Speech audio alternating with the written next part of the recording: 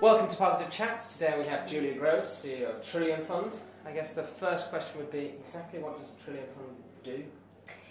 TrillionFund raises money from ordinary investors like you and me and gets them to move it out of the dirty stuff into the clean stuff. So we're trying to give everyone a chance to profit from renewable energy and accelerate the switch towards a low carbon, decentralised energy future. Excellent. How disruptive would you think companies such as TrillionFund are to the existing situation? We, for whatever nutty reason, we are trying to radically change both the energy market and the financial market. It started off being about the fact that we're all paying fairly silly prices for electricity, and that these big companies who are making beautiful returns from that aren't reinvesting it in longer term sustainable solutions. And I happen to think might be a slight climate issue. The name Trillion came from the amount of money that we have to raise and invest in renewables to stop the planet going more than 2 degrees above where it is. That's where it all came from. But what became clear very quickly is that we couldn't actually crowdfund renewables, which is what we want to do, unless we change the financial regulations at the same time. So it's double disruptive. We're trying to decentralise energy and we're trying to democratise finance. It's possibly slightly ambitious, but that would never get in my way, you know that. And so a lot of the work over the last year has been about fundamentally changing the regulations and the tax conditions in financial services to remove the barriers to innovation coming through. So we're getting some retaliation. I think that's always a good sign of disruption. Yeah. So for the people investing in projects, what is their main reason for doing it? Is it for the possibility of better returns, or is it they're shaping the world in a way that they like? This is my third renewable business. I did a vertical axis wind turbine company, did a solar business, been working in it for over 10 years, and I've tried everything up to try and get people to move their money. And the only motivation which really works is profit. There's just not enough people out there who can afford to pay more for things because they're low carbon, or will compromise returns because it's the right thing to do. So Trillion is using profit as motivation, and it's about getting the most decent return you can for your money. And I think the issue in renewable energy and in clean tech to some extent is that you have to have £10,000 to get to the table, and that rules out the vast majority of people, including me. Because if you work in a startup, you don't have 10 grand to throw around and always you put into the business. So it's absolutely about profit as motivation, and the reality is all of our projects offer between sort of 6.5% to 7.5% return against existing performing assets, and it's just that much more than you can get in the bank, and therefore it's worth taking a bit of a risk to get access to those returns. Sure. So you've got a bit of an advantage because the banks don't have the best roses reputation since 2008, or ever, but since then especially. But they also do have the benefit of inertia. Our last guest, Rory Sutherland, is very much into behavioural economics. Right. How do you change people's behaviour, and both on the investor side and on the project side, into understanding this new situation that you're trying to create? So, I mean, very simplistically, I would always look at the opportunity for change and look for the usual 3 things. One, is there sufficient dissatisfaction with the status quo? Are people really, really not happy with where they are? On the other end of the spectrum, are there real alternatives coming through? Are there, that means scale and quality, alternative places to put your money. And then the third element is simply, what is the level of pain involved in switching from one to the other? So since 2008, the level of trust in the banks is very, very low, but also from a policy and governmental perspective, they've really realised that unless they can introduce some diversity into financial services, we're always going to have 5 banks that are too big to fail and too big to jail. So actually that diversification is not just about more choice for people and where they put their money, it's also underpins financial stability going forward. So that's why Osborne is all over alternative finance. There's also a view that the economic recovery is going to be led by smaller companies, and those are the ones who can't get the money because the banks can't lend, because they're restricted about the ratio of how much they have to have in savings and how much they can lend out. So I think there's a combination of a huge wave of innovation in fintech coming through, 85 crowdfunding platforms. We've also been much more successful than the Americans in negotiating the regulations. We've been at that relentlessly for 2 years, You can, I mean, eventually people just give up. You know, they think, just get her out of the room, just give her what she wants and make her move. But we've changed the regulations, we've got rid of the minimum investment amount. There's no requirement to have a certain amount of money to do crowdfunding. Hashtag wealth is not a skill set. And we've really, with ISAs coming through now, this announcement that you can use your ISA to lend to businesses from next year, it's really becoming a much more mainstream proposition. So I take your point about inertia. I think we've got a challenge to build trust quickly in the industry. That's why regulation is so important. But there's been so little innovation for so long. And the banks can't take any risks whatsoever, and they're burdened with, you know, a huge amount of hefty regulation which we don't have. So we think we're nimbler, we think we're more customer focused, we think we are facilitators and not institutions, and that the demand is there, the alternatives are coming through. So the next, you know, 2 to 5 years is just about moving all those barriers and making it easy for people to switch from one to the other. I've seen you in the FT talking about the issue of banks and competition. What's the story there? Do you want the politically correct answer or the... No. Okay. I mean, they've really had their fingers burned, right? I mean, there's been some shocking examples of mis-selling, things that have gone on, and they've been fined to high heaven, and they're all on real warnings, not just in the UK, but in the US. And they genuinely, I guess, can't take any risks at the minute. And I went to see each of the heads of all the banks and said, hello, I'm crowdfunding. This is how it works, isn't it great? I'm sure you've got some misconceptions. Let me just explain. It's regulated. We do money laundering. It's all fine. We don't seem to be able to open bank accounts. You seem to be closing down the bank accounts for people who use crowdfunding. And you've just stopped me from taking debit card payments. I'm sure there's some mistake. Let's work this out together. And the private response is, you're too high risk. You're not of any commercial interest to us whatsoever. And we're not going to do it until they make us. So therefore, so do I have to go to the FT and cry like a baby? And go to the FT and cry like a baby. We had a really good session there with Treasury and the FCA and everyone last Tuesday. We did the first time we all around a table. We were well behaved for at least the first 10 minutes. But, you know, there is a difference. You can't tar them with all the same brush. Some of them are just planning to get to retirement without ever having to deal with this whatsoever. Others can completely see the potential. And, you know, I think whoever bites the bullet and decides that they will get behind this really fast-growing, exciting industry, it's 1.74 billion last year was alternative finance. It's going to be 4.4 billion in 2015 if it just carries on at the same rate. So it's a really worthwhile, fast-growing industry that is now regulated, and one or more of the banks is going to become the bank of choice for alternative finance. So we have, it's all been done on Twitter, it's hysterical, so we've all just been DMing and tweeting between the guys that were there. Unfortunately, the banks aren't really on Twitter, so they might have missed some of the invites. I will email them. But we have an unofficial show and tell session the week before Christmas, which Silicon Valley Bank are hosting, where we're just going to go, right, this is who we are, this is how it works, did you realise this and that, and they can do the same for us. And you know, if at the end of that they look at us and we look at them and say this is completely incompatible, we can't work together, fine, we'll go back to the government. But I bet you most of it is just a perception which is inaccurate, we can work around. Is there anyone in private that talks to you from the big banks that's actually in support of it, but in public is like in meetings isn't? Or it really just depends whether, I mean, it blesses them, and they all have, you know, heads of innovation and customer service people, and they all have compliance, you know, and I can see genuinely why there isn't so much innovation in financial service. You know, all the ideas you have, compliance says no. And I had to go and pass my exams to become an approved person with the FCA, which involved not cycling to work in the morning anymore, but getting on the bus and watching my little, sitting on the pad, listening to the, you know, video cast of all the stuff I had to know. I mean, I can't believe I'm doing exams at 44. My MBA is 25 years old, there's a lot of going back there.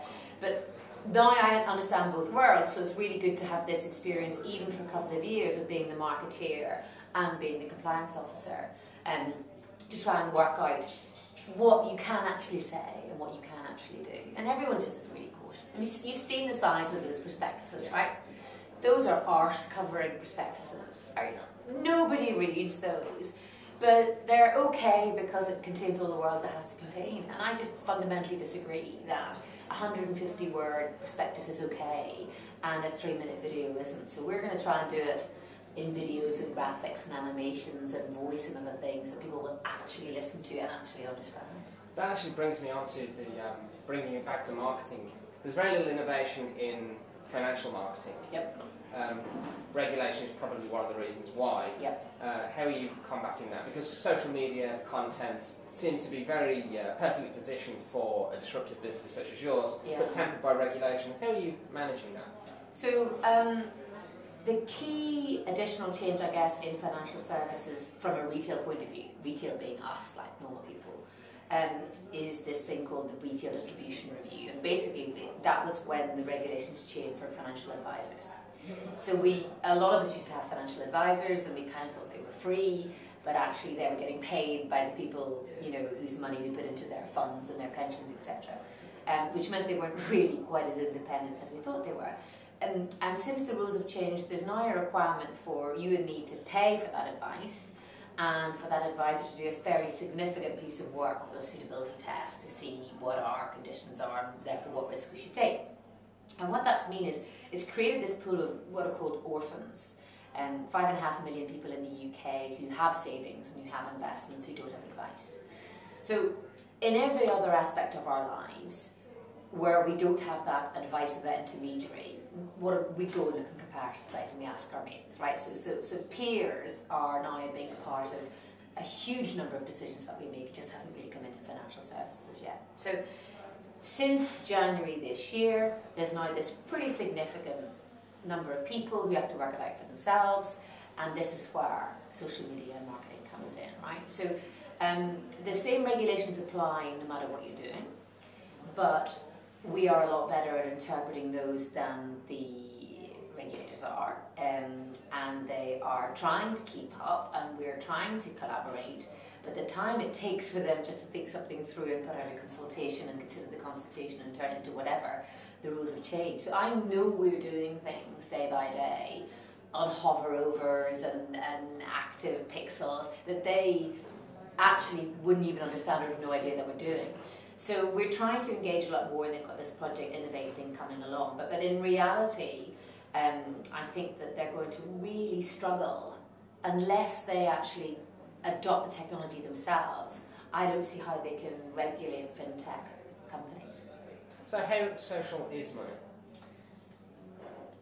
I think that we're already seeing, and things like mortgages and insurance and different areas like that, I think you can already see that peer reviews and social media recommendations are having more of an influence than traditional advertising in different areas. So social media is a core element of Trillion's strategy. What we primarily want to do is create really compelling, engaging, fun content that educates, unfortunately, it's always expensive, and engages the audience because they're just scared of their money. And you know, to have that confidence and that trust to go, okay, I'm really going to do something about this now. I'm going to take the money that's sitting in the bank account earning less than inflation. I'm going to put it to work doing something useful, making a return for me and making a difference to somebody else. The amount of money that is sitting in bank accounts in the UK, either in banks or in cash ISAs, is £1.12 trillion. And most of that is not keeping up with inflation, so it's losing money in real terms. So there's this huge opportunity to, I guess, to socialise it, to recognise that's individual people's money, and you know, because they're leaving it sitting in the banks are going off and doing what they want to do, but it's your money. Do you know what the banks have done with it? Are you happy with what they've done with it? Are you happy with the share of the return that you're getting? And if not, get off your backside and move it, or just shut up. You know, we're going to move all the barriers out of the way. We're going to create all the opportunities. And if you still don't move it, John, that's not my fault. I give up. If at some point the bank's going to get worried if you do become extremely successful, when do you think they'll start? There's some signs of retaliation already, but you know, inherently we are addressing a market that they can't really address. I think there's potentially an impact of savings moving en masse, but they really have neither the will or the way to do the lending to SMEs that we're doing. They've got rid of all of their high street, you know, business lenders, and we are much more efficient. The whole thing is done through technology. You know, we're aggregating a lot of people with a small amount of money, and people with a smaller amount of money have lower expectations on return. So whenever we raise $1 million, it's from, you know, 10,000 people, not from one individual. So it means that we've got access to almost a new asset class of money. And how will the banks respond? We'll wait and see. Some of them are doing partnerships. But in general, I don't think they really see us as a threat. I think they're kind of like, brilliant, you've addressed that market we don't want anyway because there's not enough money in it. And we can say that we're not discouraging competition. Hurrah! Sure. So what is the utopia, if you had the, click your fingers, the dream vision for TrillionFund in 2, 5, 10 years? What would it be? So Trillion began as very much a business focused on renewable energy. We recently merged with BuzzBank, which was the UK's biggest social crowdfunding platform. We're just sitting so far with 14,000 members, so still quite cute and adorable at this stage. Raised about £2.5–3 million. What we see happening in 2015 is just a very rapid expansion leading up to the ISAs at the tail end of the year and the secondary market, and off it goes. The absolute utopia for me is that as many people as possible feel like their money is doing what they want it to do, that they can see where it is, that they're happy with how it's being used by other people, that they're getting a very fair share of the return, and that we're all kind of just a bit more engaged and involved and doing things together. It's about a rebalance of power between individuals and institutions, and that's all. It's just competition is a very, very good and essential thing. So I'm expecting many more crowdfunding businesses to emerge, others to consolidate, some to fold. It's happening already. But really what we're talking about is a democratization of finance. And that is very exciting in terms of getting those 5.5 million people, getting that 1.12 trillion and putting it to work, boosting the economy and boosting returns for us all. And in my case, once I know I've got my 7%, I'm all over the social benefits. I just think we have to start with the returns first of all, and then think about measuring and tracking the social impact as well. Excellent. Well, some more light-hearted questions. Oh, great. This doesn't have to be financial services because then the answer would be very boring. Okay. Favourite advertising? Well, when talking about advertising, I guess. Yes. What would be your favourite advertising campaign of all time? Or favourite marketing campaign? Ooh, you didn't tell me that one was coming. You said don't. I really like the Honda one, the TV campaign. A song for anyone who's ever hated, in the key of grrr. Can hate be good? Can hate be great?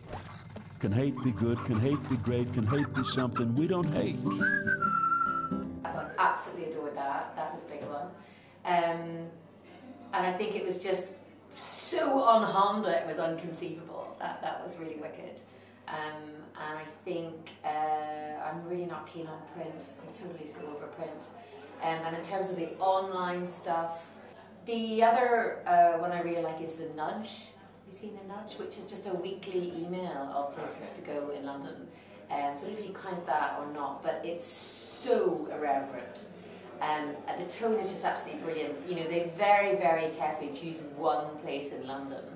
And it's always something cool, like, it's all hidden behind the door of a wardrobe, or the cocktails are amazing, or it's scavenger based, or whatever else it is. It's mostly, restaurants and bars. But they have got me completely nailed in terms of, I think that's who I am. It's totally not who I am, but I think that's who I am. So it's really aspirational. So I guess that'd be my favourite.